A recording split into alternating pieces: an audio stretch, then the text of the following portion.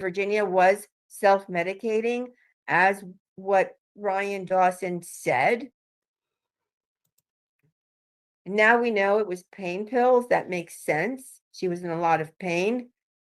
She did discover that there was something going on.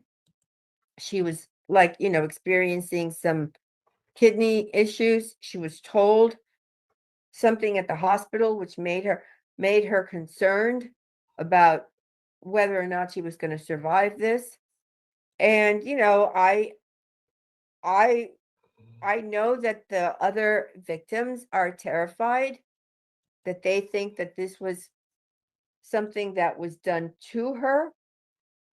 Shaun Attwood has described this kind of in a really well stated manner, saying that something like this could happen by her own hand, but sort of orchestrated, sort of engineered by outside factors, that then sort of things happen, maybe the accident, the online trolling, certain things done psychologically to lead a person like Virginia to do something like this, theoretically by her own hand, but in a way, of course, moved forward by external forces.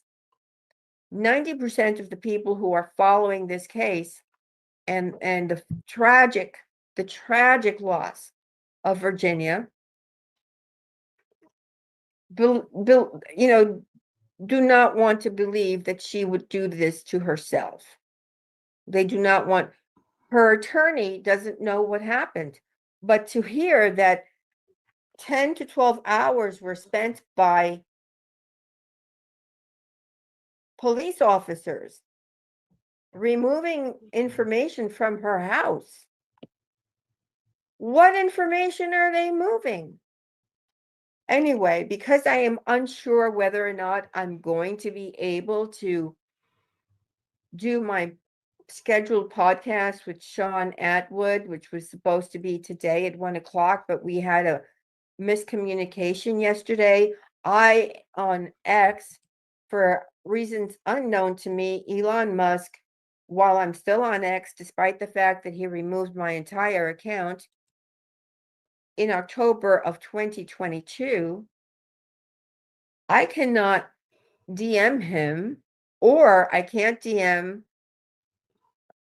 victims of JE. I can DM other people, but I can no longer DM them. Initially, I thought it was just something wrong with Shaun's account. So I'm like, what's going on? And then I went offline for a little bit to get some sleep.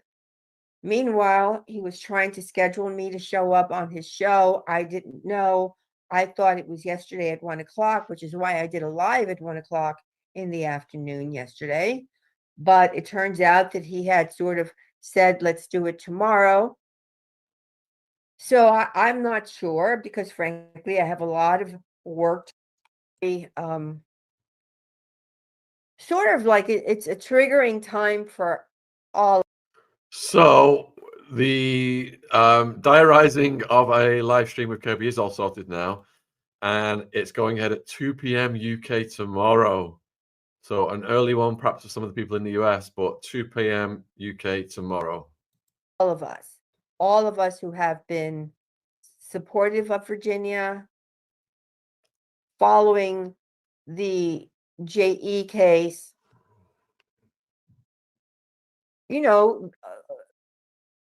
many of us have sort of been re-triggered.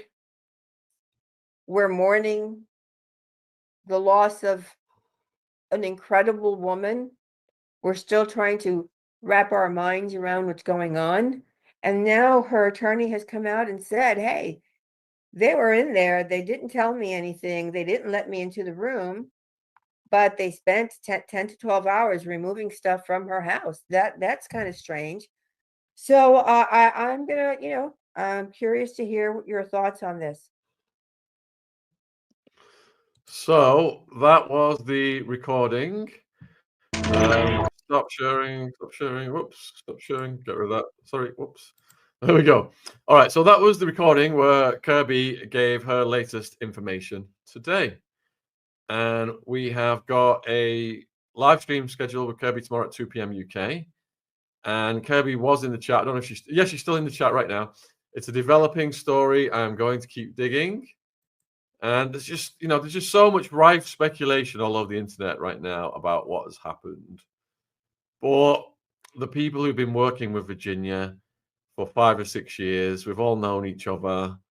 Obviously, they are the people that I am trusting the most. And Kirby is at the top of that list.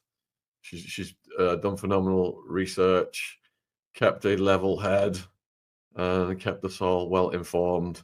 So I would urge people to check out her oeuvre, all of the books she's written on this in this genre.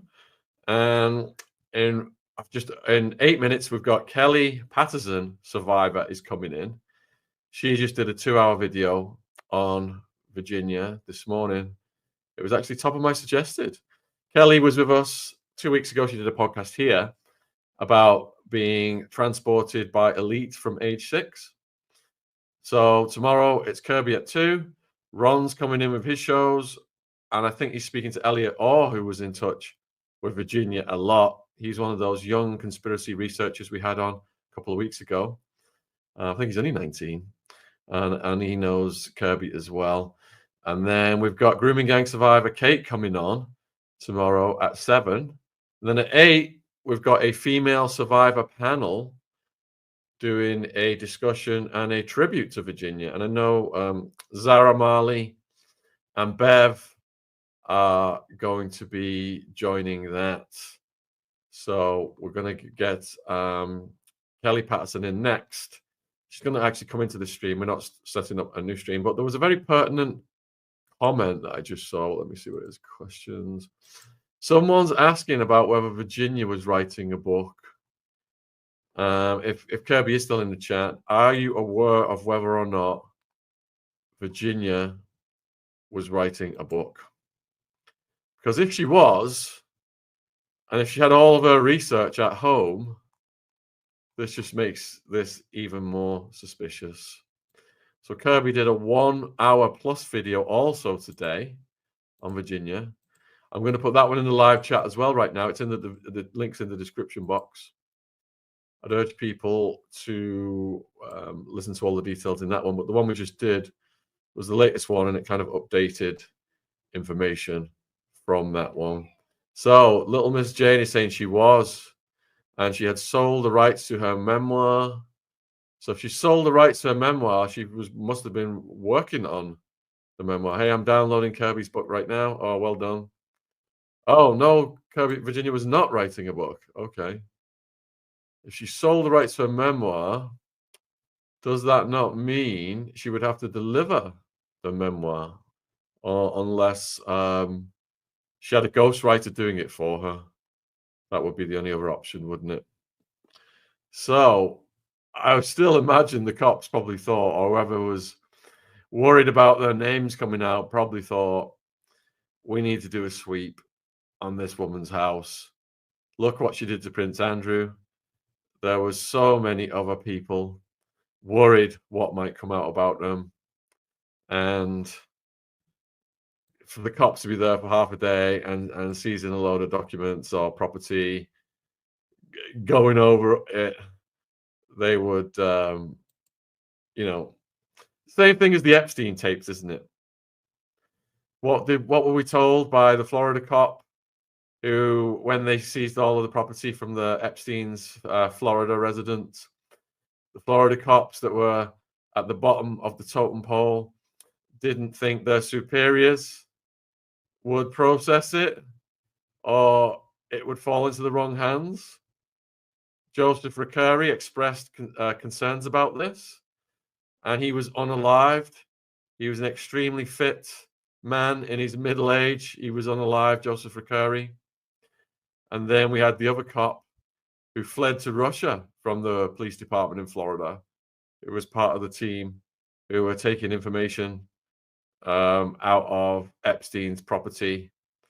And he claimed there were tapes that he'd made copies of, but we never saw the light of day of any of that. What was his name? Mark Duggan. Do you remember Mark Duggan when we had him on? But you can Google Joseph Recarey, and it's documented how he died. And he was the one who expressed concerns to Duggan that when they take the tapes and stuff, that it wouldn't see the light of day. Because of course, whatever Jeffrey was doing was above Acosta's pay grade. But nobody will answer the question, who told Acosta that? Who gave Acosta the instruction to give Jeffrey a pass, a sweetheart deal? John Mark Duggan still has a channel on Rumble, Big Basil has just said. All right.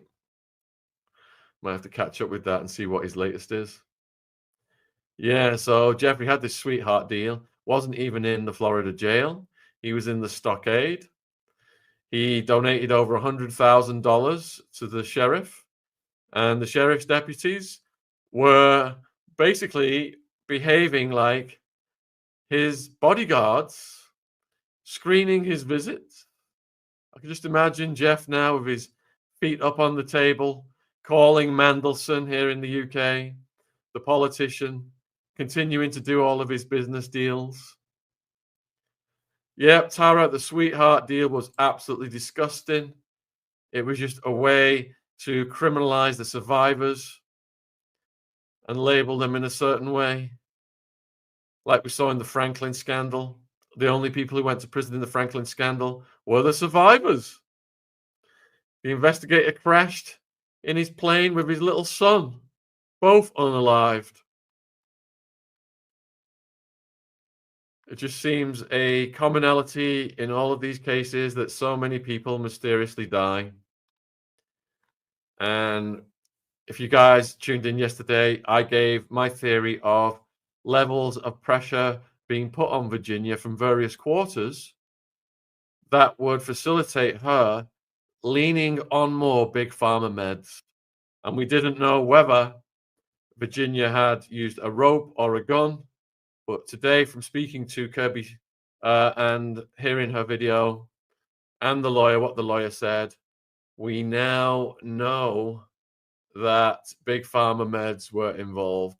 So now we've just got to look at the chain of causation of who put the stress on her to see, what kinds of responsibility where it lies. All right, so hugely delighted to have Kelly Patterson back on the channel on extremely short notice. I woke up today and the top of my YouTube feed, there was a video, on almost 2-hour video on Virginia that Kelly and her friends had done. And I'm gonna put it in the description box, the link for that video. Be a good one to watch after this, a good 2 hours of it, and I'll also put it in the live chat right now. If you guys are not familiar with Kelly's work, she came on a couple of weeks ago, did a podcast with us about getting transported to elites from age 6. And the link for that podcast is also in the description box. And I shall also put that in the live chat right now. Oh, Kelly, huge thank you for coming on at such short notice. Thank you for not having me come on in the morning. I am not a morning person. Some habits just don't die easy. Yeah, same here. I prefer doing the streams in the evenings, UK time at least. Yeah. So, when you heard this absolutely tragic news about Virginia at the weekend, what was your gut reaction, Kelly? Well, first, of course, it was just sorrow. I didn't personally know her. I know several people that know her. We're like one person away from meeting, basically. And then my next thought immediately was, this is a warning. I don't for a second believe. I honestly haven't been able to hear anything that you've done on this. I had grandkids for a couple of days. Um, and I really wanted to because I wanted to be up to date with what's new. So I'm just going to have to shoot, from the hip here with what I felt. And I don't buy the self unaliving at all. I know that there are a lot of reasons to think so. And I did not get to hear this stuff. I just saw the tail end of yours about Big Pharma. I wouldn't mind hearing what that's about. If you wanted to give me just a quick overview. And then Of course. my biggest concern next was just the community, the survivor community. Yeah, everyone's been very traumatized. So, Kelly, the day we got the news, we went live, and we've been doing collaborations with Virginia now for 5 or 6 years since this all blew up in the media. So there's a lot of people that we're very close to on this channel, and people like Maria Farmer as well, Juliet Bryant, a few of the Epstein survivors, felt safe enough to come over here and talk to us. Kirby Sommers is a survivor of the network, and she's done a lot of work. She's been prolific. She's been, in touch with Virginia and been kind of at the forefront of the information coming in. And she's coming on live tomorrow at 2 p.m. So anyway, we spoke to about half a dozen people close, many of them close to Virginia, others, researchers, and they had a variety of opinions. And I went to bed that night just with all these opinions just going around in my head, trying to assimilate them into something as close as I could get to my own coherent theory. We had Beverly Rhodes on yesterday talking about the kill switch.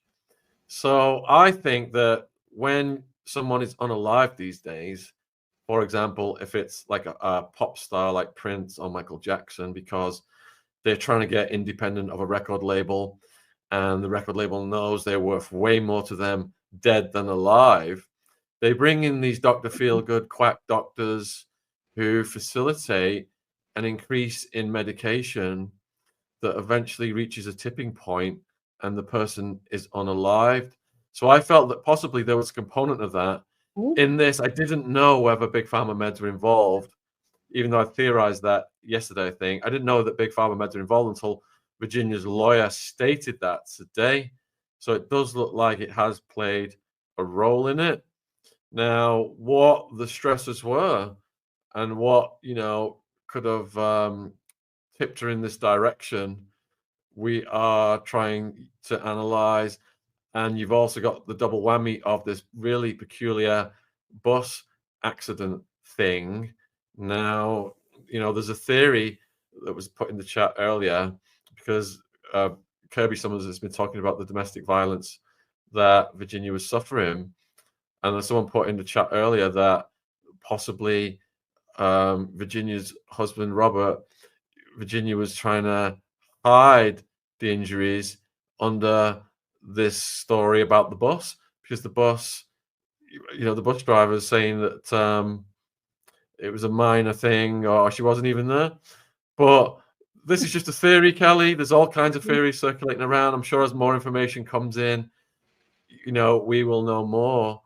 But that's what is coming to me just from speaking to all the people I've spoke to so far.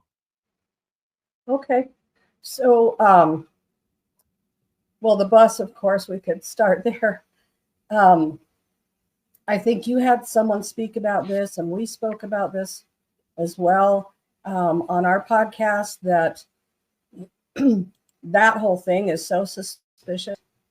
And the photos themselves, I still question if she was around after that. And I'll tell you why. I know someone who spoke to her 4 days after that and spoke to her. However, there was just some conversation we had between she and I, and just some things that make me concerned with all that we can do with AI just to imitate a person's features, let alone their voice. You can, people have been around for decades and centuries probably that can imitate other people's voices. So if people can do it, how easy is it for AI? And it was a phone call. It wasn't face-to-face. So that's very concerning to me. We were told, so many things. So I don't know, you may have done the same. We called out for proof of life after all of that. And instead, this is what we get. So sometimes 2 + 2 really does equal 4, and something, did you read, or has someone read her note from 2019 that she would never do this? So you've read the wording from that as well. So here's how I look at it from the perspective of some of the wording in that very note. Even though it was 2019, a lot of time has passed, a lot of things have gone on. I understand that. But if you're going to read the note, let's use the word unalived instead of the S word as well. Oh, absolutely. I didn't use it, did I? Okay. No, not yet. I'm just anticipating. Yes. No, I have to. I've been learning. And I'm getting better. I haven't had put anything in our swear jar for using those words that YouTube doesn't allow. We've got 1 or 2 people owing a lot of money. But I want to bring up. I have it here. I want to bring that note up specifically because I want to note a phrase. Excuse me. If something happens to me, in the sake of my family, do not let this go away and help me to protect them. So here's what I say to that. I put out the same statement last night for myself. I read her statement and then I spoke about it. And I said, I never have been and I never will be someone who would unalive myself. The fact that she very specifically put this out, it's not like she forgot she put it out. You don't forget a statement like that when you live with what you've been through every single day. And every single day, especially with her going through divorce proceedings and so on, and being accused of certain things, you remember those statements because they're possibly even used in the divorce proceedings, or you're anticipating them being used. So for one thing, she's got that on her mind. When she made that statement, it was meant to be a forever statement to all of us as well. If something ever happens to me, right, don't let this go away. And I took that very literal and very serious. So I did make the same statement for myself, and I mean it. That is not a direction I would ever go. I wouldn't. So, and she specifically said something that is more important than all of it, and that is for the sake of my family. For the sake of my family. She had children that she was concerned about, that she cared about, that she was being, it sounds like, a bit deprived of, right? Let me add to that in the bus incident, if that were something from her husband, and she's trying to win a court case, you wouldn't blame a bus. You would blame the person you're in court against.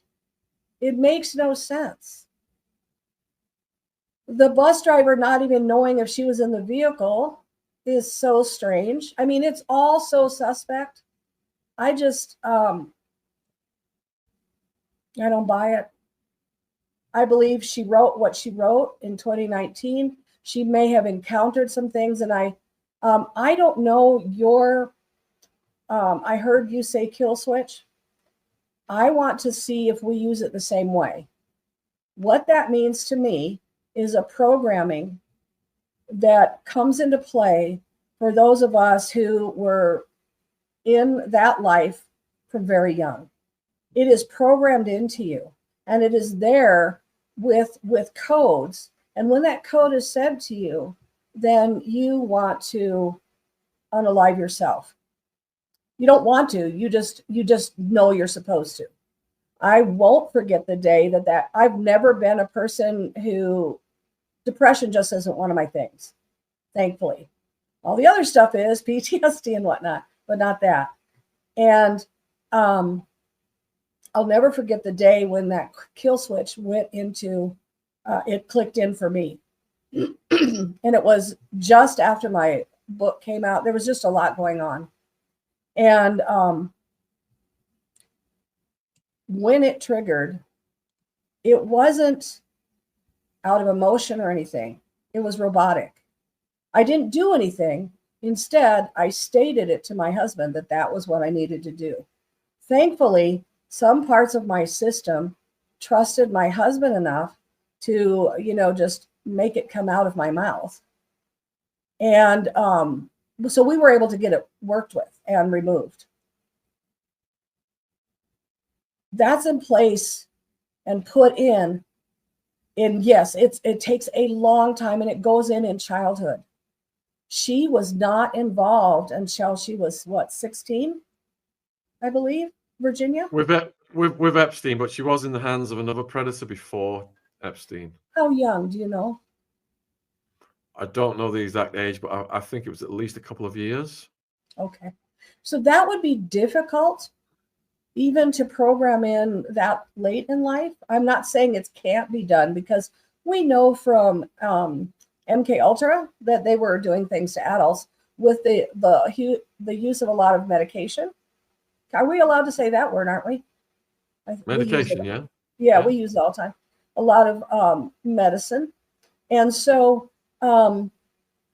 it could be done. So I'm not saying it's impossible, but usually it's put in as before age 9. At age 9, your brain begins to change, and it doesn't as easily adapt to programming, nor does it as easily accept putting in altered personalities and things like that. So it would have been a long, tough road. And I don't know that Virginia ever spoke of that kind of programming. You could tell me because you got to talk to her. But do you recall her ever talking about anything like that? No, so I communicated with her on X, and she never mentioned anything like that to me. And it was Beverly Rhodes who came on yesterday, who was a survivor of Jimmy Savile. And she was in that world from a very young age.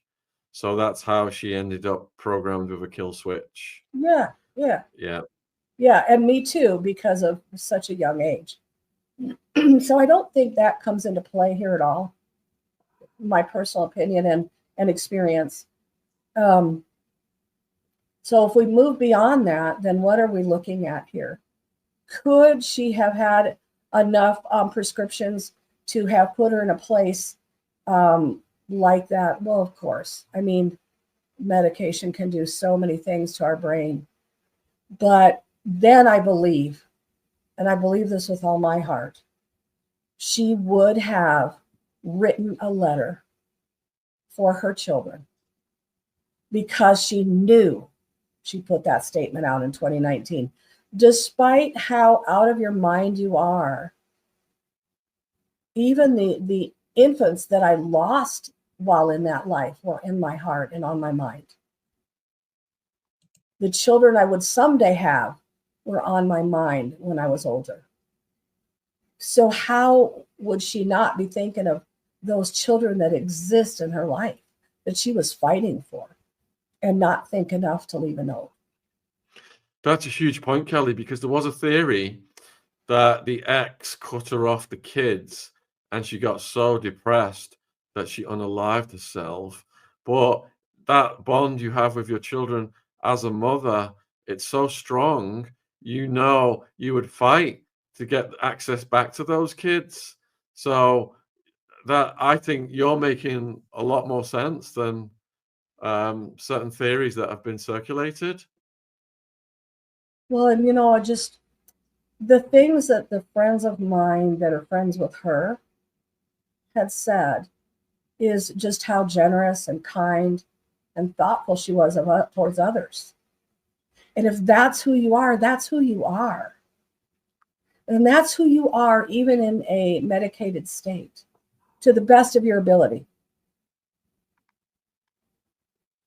And so I'm pretty heartbroken. I'm very concerned for our community of survivors. I know that one in particular has been threatened already, one of the island survivors, right after this happened and came out in the news. So that's extremely concerning to me. And that speaks to me that this is a message. I mean, it was instantly a message to myself. And I had to consider, you know, because, and I don't recall, I'm sorry. I think I said it on here. I know I thought of saying it.